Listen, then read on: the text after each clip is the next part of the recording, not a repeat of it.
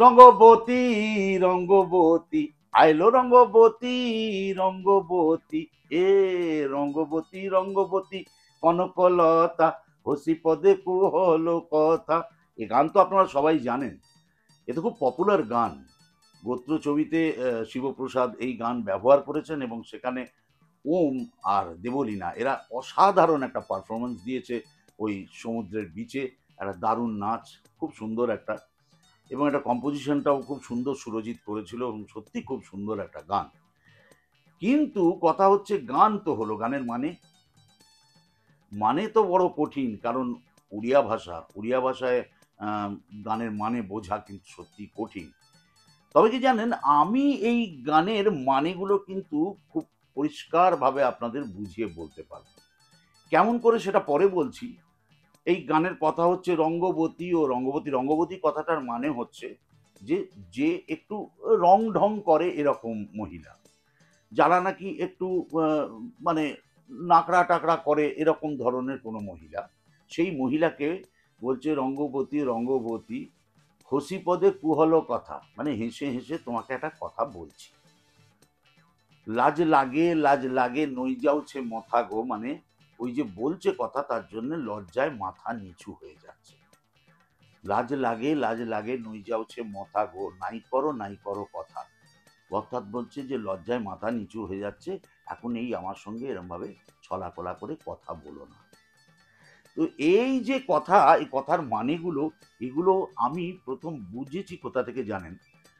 আমি যখন স্কুলে পড়ি, সেন্ট লরেন্স স্কুলে, তখন আমাদের ওখানে নন টিচিং স্টাফ যারা ছিল, তার মধ্যে গোপাল নায়েক ছিলেন, কপিল নায়েক ছিলেন, এরা দুই ভাই বেসিক্যালি। আরো অনেকেই ছিলেন, যারা অনেকেই ছিলেন ওড়িয়া, মানে তারা স্টাফ। এবং তারা ওই আমাদের বাগান পরিষ্কার করতেন, স্কুলের বেল দিতেন, স্কুল যে ক্লাসরুম সেগুলো সমস্ত ঝাড়ু দিয়ে পরিষ্কার করতেন, এবং পুরো স্কুলটাকে পরিষ্কার পরিচ্ছন্ন রাখতেন। সমস্ত খাতাপত্র এদিক থেকে ওদিক, অফিসিয়াল যে সমস্ত কাগজপত্র সে সমস্ত আহ, আহ, আমাদের জুনিয়র সেকশন থেকে সিনিয়র সেকশনে নিয়ে যাওয়া নিয়ে আসা, এই সমস্ত কাজকর্ম করতেন। তো যাই হোক, ব্রেক আওয়ার্সে আমরা সবাই খেলাধুলো করতে নামতাম মাঠে। আমাদের সেন্ট লরেন্সের বিরাট বড় মাঠ, খেলার মাঠ, এবং সেই খেলার মাঠে আমরা খুব মজা করে খেলাধুলো করতাম। তো আমাদের তিনটে মাঠ ছিল, তিনটে মাঠের একটা মাঠ ছিল ছোট মাঠ। সেই ছোট মাঠটাতে একটা ভলিবল গ্রাউন্ড ছিল, সেই ভলিবল গ্রাউন্ডে আমরা ভলি খেলতাম। তো এবং তার সঙ্গে একদম শেষে, মাঠের শেষটাতে, সেখানে যেটা ছিল ওদের এই নন টিচিং স্টাফদের কোয়ার্টার। সেখানে আমি মাঝে মধ্যেই দুপুরের দিকে তবলা বাজছে শুনতে পেতাম, হারমোনিয়াম তবলা বাজছে শুনতে পেতাম। তো ওই ইনটিউশন যাকে বলে, একটা মনের মধ্যে একটা আকাঙ্ক্ষা, কোত্থেকে তবলা কোত্থেকে হারমোনিয়াম, এইটা জানার জন্যে আস্তে আস্তে জানলা দিয়ে উঁকি টুকি দিতাম। এবং সেখানে দেখতাম যে ওই গোপালদা খুব সুন্দর বাঁশি বাজাচ্ছেন, আর তো কপিল তবলা বাজাচ্ছেন। আর কোনো এক বন্ধু ওনাদের, তিনি কিন্তু আমাদের স্কুলের স্টাফ নয়, তিনি এসে গান টান করছেন এবং সেইগুলো সমস্ত হচ্ছে বেশিরভাগ সময় এই হোলির আগে বা রথযাত্রার আগে। এই সমস্ত গান টানগুলো ওনারা করতেন। তা আমি চুপ করে দাঁড়িয়ে দাঁড়িয়ে দেখতাম। তো এইবার আমি যেহেতু কপিল দেব নায়ক তবলা বাজাতে পারে দেখলাম, তো আমাদের স্কুলে যখন অ্যানুয়াল আমাদের স্কুল কনসার্ট হতো, সেই কনসার্টে আমি মাঝে মধ্যে গান করতাম। তো তখন বলতাম যে স্যার, তবলা বাজাবার জন্য একজনকে তো দরকার, কে বাজাবে? তো আমাদের ক্লাসে খুব বেশি ভালো তবলা বাজানোর কেউ সেরকম ছিল না বলে আমি বললাম, একজন আছে, তাকে যদি বলা যায় তাহলে তার সঙ্গে রিহার্সাল করলে কিন্তু আমার হয়ে যাবে। কে? তো তখন আমি স্যারকে বললাম, স্যার ওই আমাদের যে নন টিচিং স্টাফ আছে কপিল দেব নায়ক, ও তবলা বাজাতে জানে। তাই নাকি? তুই কি করে জানলি?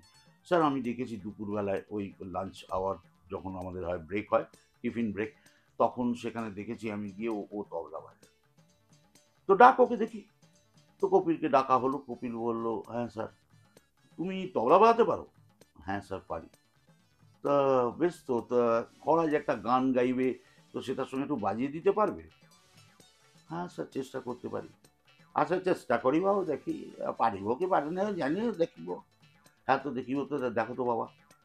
তো সেই আমি ওর সঙ্গে প্রথম একটা গান করেছিলাম, সেটা আমাদের প্রিয় মাস্টার অরিন্দম খুব গানটা করতেন, সেই গানটা, হ্যাঁ, ওই মা হইল মৌরলা আজ নারিকাল হইব বিয়া আজও চাঁদা না আইলো রে, চ্যাং মাছে বলে মাঝি ভাই আমাকে না মারিও, এই গানটা, সেই গানটা গাইলাম। এবং তখন কপিল দেব নায়ক আমার সঙ্গে শুনে শুনে আমি ওই তালটা বাজাতে আরম্ভ করলাম, এবং তখন গানটা আস্তে আস্তে আস্তে আস্তে জমে উঠলো। এবং এটা আমরা অ্যানুয়াল স্কুল কনসার্টে গিয়েছিলাম, এবং সেটা খুব জমজমাটি একটা গান হয়েছিল।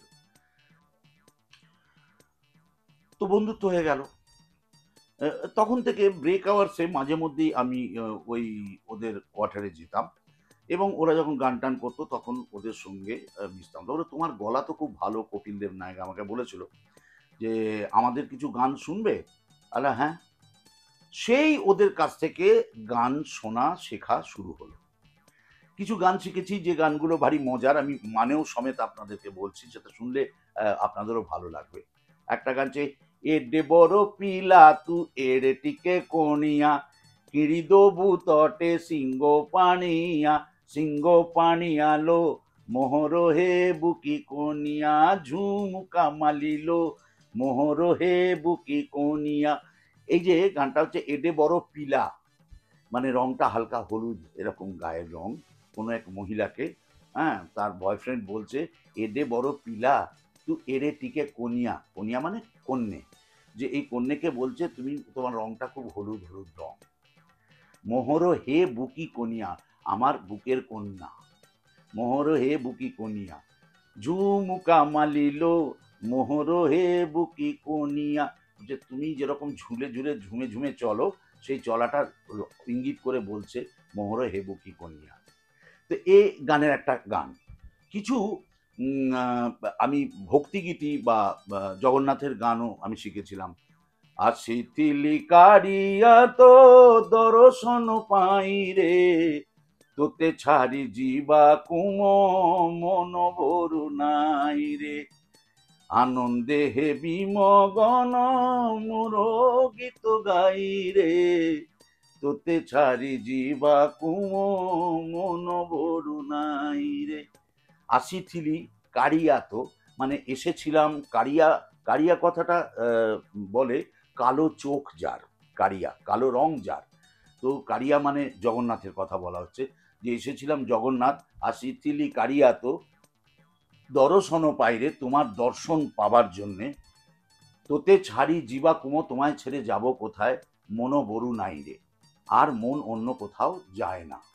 আনন্দে হে বিমগন, আনন্দে আমি বিমগ্ন হয়ে, আনন্দে হে বিমগন তোর গীত গাইরে, তোমার গানই গাইরে, তোতে ছাড়ি জীবা কুমো মন বরু নাই রে। এই গানটা আমি ওদের কাছ থেকে শিখেছিলাম। আসিথিলি কারিয়া তো দর্শন পাই রে, তোতে ছাড়ি জীবা কুমো মন বরু নাই রে। আরো একটা গান শিখেছিলাম, চকাখি চকাখি কাহা কুমো করি বৈশাখী, চকাখি চকাখি, এই তোমাকে ছেড়ে কোথায় যাব, ওই একই গান। চকাখি মানে, চকাখি মানে আপনারা তো বললামই আপনাদের, যে অর্থাৎ যার চোখ, গোল গোল চোখ যার, এবং তিনি চকাখি, কাহা কুমো করি বৈশাখী, হ্যাঁ, তোমাকে ছাড়া, বৈশাখী মানে আপনারা তো জানেনই ক্রাচ যাকে বলে, যে যে তুমি ছাড়া আমি অচল, তোমাকে ছাড়া আমি চলতে পারবো না। এই যে কথাগুলো, এই কথাগুলোর মানে বুঝে গানগুলো করার ফলে গানগুলো অনেক বেশি প্রাণবন্ত হয়ে উঠত, এবং যার জন্য কপিলরা আমাকে ভীষণ পছন্দ করতো।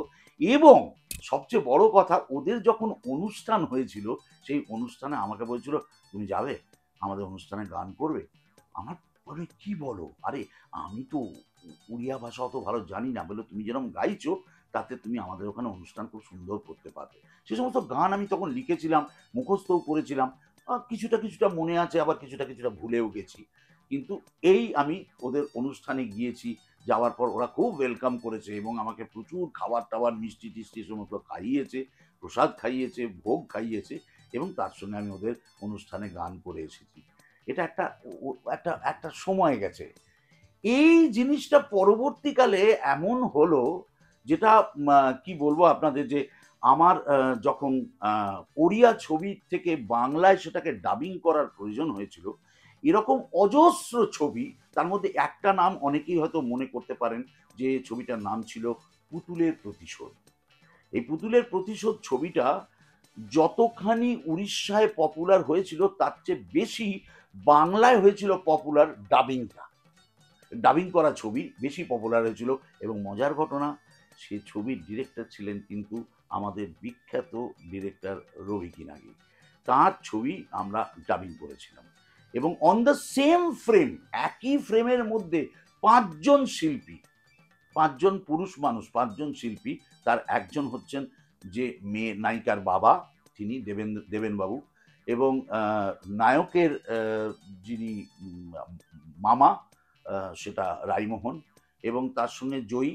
জয়ী হচ্ছেন কমেডিয়ান, যিনি নায়কের বাড়ির যে মানে ম্যানেজার, এবং ছেলের বাবা, আর ছেলের মামা, আর ছেলেদের বাড়ির ম্যানেজার দেবেনবাবু, আরেকজন ড্রাইভার। এই পাঁচজন চরিত্র একসঙ্গে অন ফ্রেমে রয়েছে, এবং পাঁচজনেরই ক্যারেক্টার আমি একা ডাবিং করেছি। শুধু কিছু না, এই যে উড়িয়া ভাষাটা আমি বেশ ভালো রপ্ত করে নিয়েছিলাম তখন, ব্যাপারটা আমার কাছে অনেক বেশি সরগর হয়ে গেছিল। এবং তখন সেখানে একটা সবার সঙ্গে আলাপ হয়ে গেছিল, মিহির দাস, উত্তম মহান্তি, তারপর ওখানে যে সমস্ত নায়করা রয়েছেন, হ্যাঁ, তো তাদের সঙ্গে সবার সঙ্গে আলাপ হয়েছিল। তখন রচনা ওখানে খুব অন্যতম একটা বিখ্যাত নায়িকা, তো উনি অভিনয় করছেন। এবং সে সময় আমি প্রচুর ছবি উড়িষ্যার থেকে, মানে উড়িয়া থেকে বাংলায় ডাবিং করেছি। এবং আমার কেবল তখন মনে পড়তো যে কপিলের সঙ্গে এই গানগুলো করেছিলাম, ওদের সঙ্গে কথা বলেছি উড়িয়া ভাষায়, এবং যার ফলে আমার পক্ষে সেটা অনেক বেশি করতে সুবিধা হয়েছে।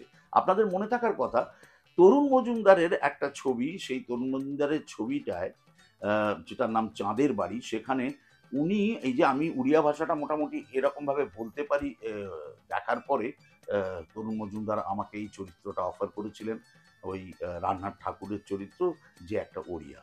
এবং সেখানে কিন্তু আমি এই গানগুলোকে একটুখানি ব্যবহারও করেছিলাম, আপনারা যদি শুনে থাকেন, খেয়াল করেন, তাহলে পরে সেখানে দেখতে পাবেন যে আমি গানগুলোকে একটু একটু করে গিয়েছি। তো যাই হোক, তো সেখানে এই এই এই জায়গায় গান করতে করতে আজকে যে সমস্ত গান আমি শুনছি, বা ওড়িয়া গান শুনছি, আজকে আপনারা কিছুদিন ধনকে চিনলু, এই যে গানটা আপনারা শুনেছেন, ছি ছি ছি ননি ছি ছি ছি, এই গানটার মানে বোঝার আমার বুঝতে কোনো অসুবিধা হয়নি। তার কারণ হচ্ছে আমি যেহেতু ওড়িয়া ভাষাটা বেশ খানিকটা ভালো বুঝি, এবং প্রচুর ওড়িয়া আর্টিস্টদের সঙ্গে আমার পরিচয় আছে। তারা বেশ ভালো অভিনেতা অভিনেত্রী, এবং তাদের মধ্যে মিহির দাস আমার কাছে, মানে আমি rather I am fan of him. ভীষণ ভালো অভিনয় করতেন, এবং আমরা ভীষণ অ্যাপ্রিসিয়েট করতাম ওনার অভিনয়। হ্যাঁ, ওখানে জয়ীর একটা খুব সুন্দর গান ছিল, চালিবি চালিবি মোর গাড়ি চালিবি, টিকে ধক্কা লাগিবি। এই গানটা খুব মজার একটা পপুলার গান ছিল। কারণ গানটা ছিল এরকম, যে একটা অত্যন্ত বৃদ্ধ মানুষ, সে একটি কম বয়সী মেয়ের সঙ্গে, মানে তার একটা ছোট্ট ইন্টু হয়, এবং তাতে মেয়েটি তাকে টিজ করে বলছে যে তুমি কি আমার সঙ্গে প্রেম করতে পারবে। তার উত্তরে উনি গানটা গাচ্ছে, চালিবি চালিবি মোর গাড়ি চালিবি, টিকে ধক্কা লাগিবি। অর্থাৎ চলবে, আমার গাড়িটা চলবে ঠিকই, কিন্তু একটু ধাক্কা লাগবে আসলে, অর্থাৎ একটু এনার্জির দরকার।